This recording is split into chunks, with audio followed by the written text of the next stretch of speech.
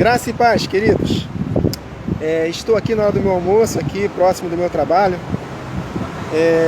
apenas para continuarmos, a meditarmos acerca da pessoa do Espírito Santo, de fato, quem é o Espírito Santo. E nós, nas primeiras 3 gravações, já pudemos constatar que o Espírito Santo não é uma terceira pessoa, diferente do Pai e do Filho, e sim a união do Pai e do Filho, o Espírito deles, unidos, que se manifestam na vida do crente. Esse assunto eu considero ele um dos mais reveladores, foi uma das revelações mais maravilhosas e marcantes que eu tive na minha vida, ao longo de toda a minha vida cristã. De fato, nós temos recebido muitas verdades, mas essa revelação de que o conceito da Trindade não é bíblico é maravilhoso. E isso vai abrir portas para que nós possamos ter uma consciência ainda maior da presença de Deus na nossa vida. Isso tem feito muito bem para mim. Eu até falei na primeira gravação que agora eu oro em línguas com uma consciência muito maior, porque eu sei que quando eu oro em línguas eu estou batendo um papo com o Pai e o Filho. Isaías foi arrebatado até o 3º céu, da mesma forma que Paulo também foi, João. Mas Isaías, ele ouviu uma voz dizendo: quem há de ir por nós? A quem enviarei? Quem há de ir por nós? E ali ele ouviu a voz de Jesus Cristo representando o Pai. E ele respondeu: envia-me a mim, Senhor, eis-me aqui, envia-me a mim. Mas nós não precisamos ser arrebatados para poder falar com o Pai e o Filho. Graças à obra de Cristo na cruz, nós temos essa ferramenta maravilhosa, que é a oração em línguas. Então, orando em línguas é como se nós estivéssemos conversando, como Isaías estava conversando com Jesus e com o Pai. Em Atos está escrito que quem fala em línguas é o povo que ouvia os discípulos falando em línguas, eles ouviam eles falando acerca das grandezas de Deus.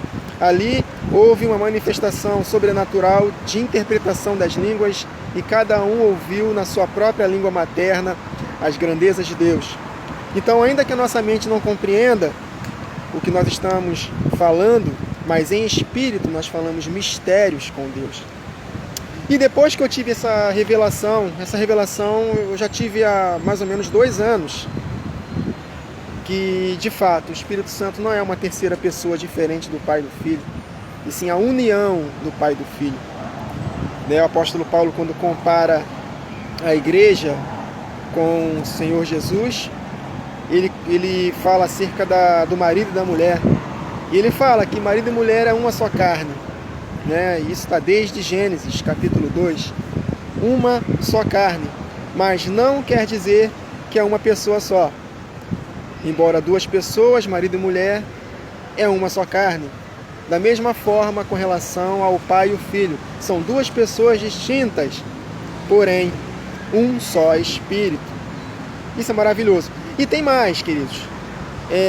A doutrina da Trindade, ela nos bloqueia muitas revelações da palavra.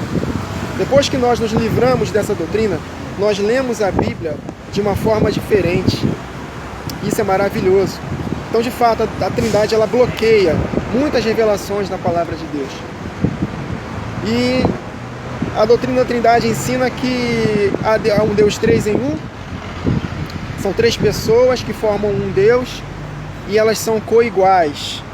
Só que eu vejo na palavra que nem mesmo o Pai e o Filho, que é o verdadeiro Deus, o Pai, que é Espírito, e o Filho, que saiu do Pai, nem mesmo essa verdade que nós estamos aprendendo, que o Espírito Santo é a união do Pai e do Filho, nós sabemos pela palavra que nem mesmo o Filho é coigual ao Pai, em termos de hierarquia. Claro que Jesus é Deus, porque ele saiu do Pai. A divindade de Cristo é algo assim incontestável na palavra, é óbvio que nele habita corporalmente toda a plenitude da divindade, mas ele é menor no sentido de hierarquia. O Pai é o cabeça, é o líder de Cristo. 1 Coríntios 11:3, olha como o apóstolo Paulo escreve: Mas quero que saibais que Cristo é a cabeça de todo homem, e o homem a cabeça da mulher, e Deus, o Pai, a cabeça de Cristo. Então Deus é líder de Jesus. Em João capítulo 14, verso 28, o que Jesus fala? Ouviste que eu vos disse, vou e venho para vós. Se me amasseis, certamente exultarias, porque eu disse, vou para o meu Pai, porque meu Pai é maior do que eu. Mas você pode estar pensando, Wagner, ele falou isso na condição de homem. Ah, é? Vamos para Apocalipse, capítulo 3, versos 12 e 13. Jesus já glorificado, olha como ele fala acerca do Pai. A quem vencer, eu o farei coluna no templo do meu Deus, e dele nunca sairá. E escreverei sobre ele o nome do meu Deus, e o nome da cidade do meu Deus, a nova Jerusalém que desce do céu do meu Deus, e também o meu novo nome. Quem tem ouvidos ouça o que o Espírito diz às igrejas. Quem estava dizendo naquele momento para João? O Espírito. Mas quem era o Espírito? Jesus Cristo. Jesus Cristo estava falando por intermédio do anjo para João. Então era Jesus que estava falando para as igrejas. Isso aqui é uma carta para as 7 igrejas. Apocalipse, na verdade, foi escrito para as 7 igrejas da Ásia Menor. E ele estava falando para as igrejas. Quem é que estava falando? O Espírito Santo como terceira pessoa? Não. Jesus Cristo. Ele é o Espírito Santo, que é unido ao Pai. E ele diz aqui, por 4 ou 5 vezes, meu Deus. Na Bíblia nós nunca vemos o Pai chamando o Filho de meu Deus, mas o Filho sim chama o Pai de meu Deus. E ele falou que o Pai é maior do que ele. Em 1 Coríntios, que eu li aqui com os irmãos, 11:3, Cristo é, aliás, assim como Cristo é a cabeça de todo homem e o homem é a cabeça da mulher, Deus é a cabeça de Cristo. Então, meus irmãos, a doutrina da Trindade coloca Pai, Filho e Espírito Santo como coiguais. Eles inventaram um Deus que não existe, uma pessoa que não existe, que é o Espírito Santo. E nós estamos aprendendo e vamos aprender muito mais ao longo dessa série que o Espírito Santo não é uma terceira pessoa, diferente do Pai e do Filho.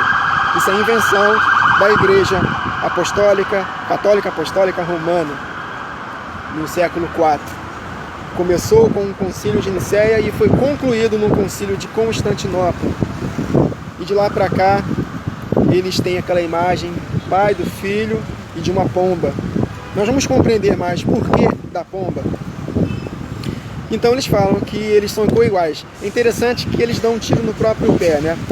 Se eles falam que são coiguais, tem aquela passagem, né? São 3 passagens nos evangelhos, se eu não me engano. Tem Mateus, Marcos e Lucas, que Jesus fala, quem blasfemar contra o Filho do Homem não terá perdão, mas quem blasfemar contra o Espírito Santo não terá perdão.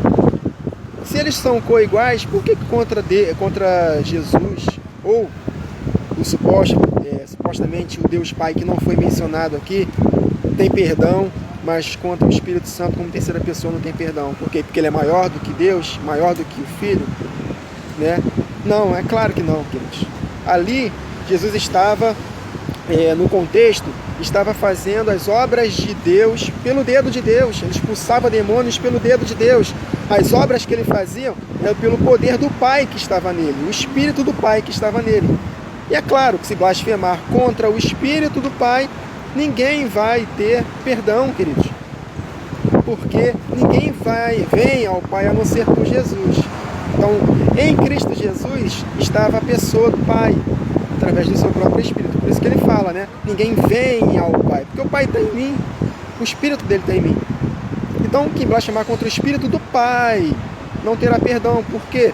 Porque está negando a obra. Toda a obra de Deus é pelo Espírito.